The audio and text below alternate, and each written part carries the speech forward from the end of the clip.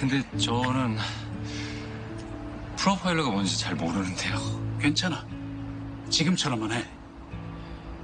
남들은 이해 못해도 반드시 필요한 일이라는 걸 넌 본능적으로 알고 있잖아.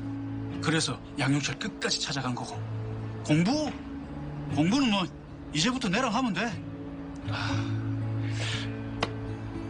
누군가 언젠가는 반드시 해야 될 일이라고 본다.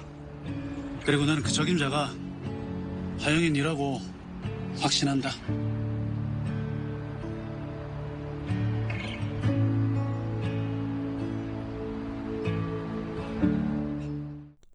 Through the Darkness is a Korean crime drama about Song Ha-young, a criminal profiler in his career trajectory of criminal profiling in South Korea. It is based on a book written by Dr. Kwon Il-young and Kwon Ah-moo titled Those Who Read the Hearts of Evil, which is also the Korean title of this drama. The book is a memoir of Dr. Kwon's field experiences as the first criminal profiler in Korea, while Kwon Ah-moo is a journalist turned author, helping to co-write the book together. This drama was directed by Park Bo-gum and written by So Yi-na. If you are a Kim Nam-kil fan, you'd be familiar with the drama called The Fiery Priest, which is also co-directed by Park Bo-gum, the director of this drama.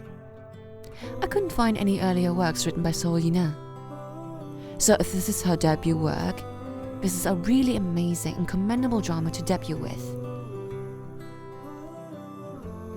To give some context about Dr. Kwon, he's a South Korean detective, social psychologist, and forensic profiler. He holds a PhD in criminology from Kwangwon University and is currently an adjunct professor in the Department of Police Administration at Dongkong University. He became a police officer in 1989 and has been working as a forensic agent since 1993. He's involved in profiling heinous crimes, such as serial murders, while enhancing and establishing profiling techniques in South Korea throughout his career. Despite retiring in 2017, he continues to appear on TV as a criminal profiler for shows such as Unanswered Questions and recently Master in the House, which you should definitely check it out. He also participated as an advisor for this drama, which is evident from the attention to details and nuances throughout the drama.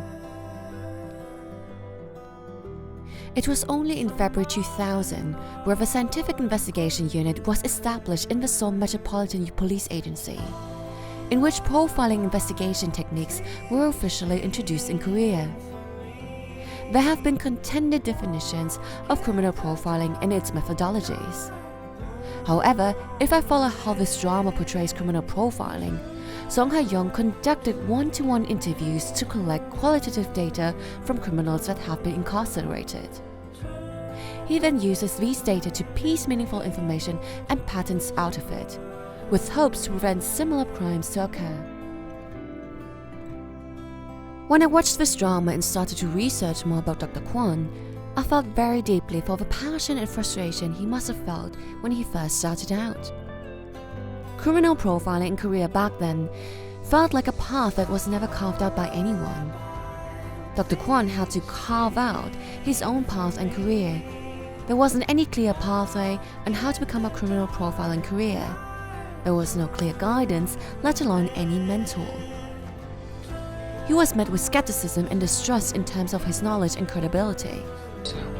교도소에서 수감자들 직접 만나 인터뷰하고 그 내용들을 데이터화하고 있습니다. 만나서 뭘 하죠?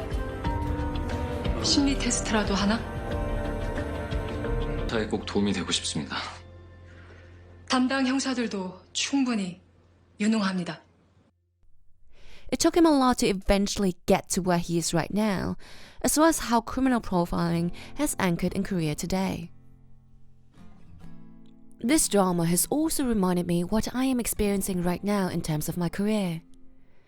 I've been always interested in animal-assisted therapy, AAT, and have been wanting to venture into it after I graduated from university majoring in psychology. AAT is still a very new and niche field, especially in a small country like Singapore.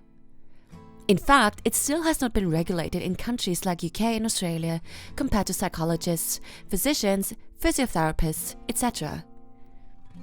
More research still needs to be conducted, and the pathway to become a legit animal-assisted therapist in Singapore is uncertain, just like a muddy path that nobody has walked on. However, there's light in the path because more and more AAIs are sprucing up in Singapore. Although AAT is less prevalent due to the dismal quantity of therapists specializing in AAT here.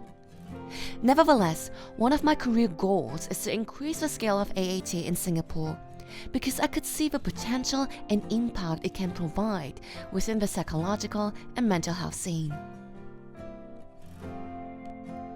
Of course, I am far from being close to Dr. Kwan. I certainly could not establish AAT in Singapore like how Dr. Kwan did for criminal profiling in Korea. However, it is insightful and inspiring to see how he started out from the bottom, feeling lost and demoralized initially. Then he slowly worked his way up by improving his skill sets and knowledge.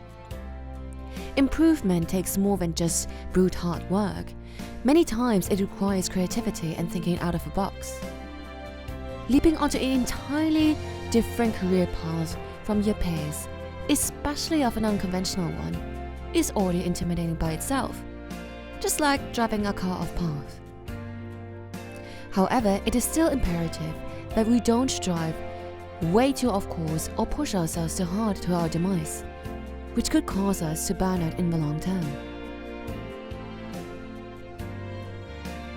With that, how can we cope with these feelings of imposter syndrome and inadequateness while making sure that we are taking care of ourselves and feeling fulfilled in our work?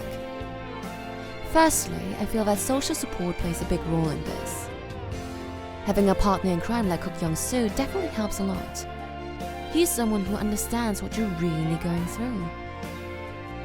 Personally, my university friends and seniors were really helpful because we could relate to one another's work experiences really well, since we are mostly working in the same field. We could lend each other a listening ear, give advice to one another, and sometimes even networking connections. However, do take note that while we are receiving favors from others, we should also provide value to others. I don't want to make relationships sound transactional, but we should think about why people would want to spend their time and energy on you. Is it because you bring them joy? Because you're funny? Because you're resourceful? Or because you understand how they feel? As much as we love to receive from others, we should also think about how we can express our appreciation and love for them. Just like how they appreciate and befriend us for who we are. This is to make sure that relationships we form are mutual and synergistic. We help to build each other rather than just being a one-sided thing, where one person is making use of another person. Secondly, besides having a tightly knitted social network, we should learn how to self-soothe too. We cannot possibly dump everything we're going through right now onto someone else. Everyone is so busy with their own lives. What makes you think that people want to hear every complaint that you have in your life? We all have our own troubles and shitty things we need to face in our everyday lives. Who are we to let others become an emotional rubbish bin just for us? Nobody deserves to be your emotional trash bin. For those who are unfamiliar with self-soothing, you can start by thinking what makes you feel comfortable and relaxed. What is an activity, habit, or ritual that makes you feel happy and recharges you? For me, it'd be music, spending time with animals, watching shows, playing games, aromatherapy, and sometimes even writing or making videos like this. We should try to be more introspective and understand more about ourselves. What is something that makes us feel happy? You might be surprised to hear that many people have a hard time knowing what makes them happy because we are often so busy and hard on ourselves. If self-soothing is something that is unfamiliar to you, please take a quiet moment to sit down and think about what are some of the small things that makes you feel relaxed. It could be taking a walk by the park, eating good food, or spending time with loved ones. It could even be just cat videos, you know? Lastly, can we try to be a compassionate friend to ourselves The voices we hear in our head impact us so much in our daily lives. Instead of always being critical to ourselves, can we try to say kinder words to ourselves? Just like how we console a friend who's having a bad day. This can include things like, "It's okay. You've already done what you could do at that point of time," or "It's not your fault to have situations happening to you because it's beyond your control." With that, to all of those who are driving their career vehicle off course like Song Ha-young, I would love to give you a hug. I hope we could all achieve what we want in the future, and that we always stay inquisitive and true to ourselves. May we all see the light in this path one day. Cheers.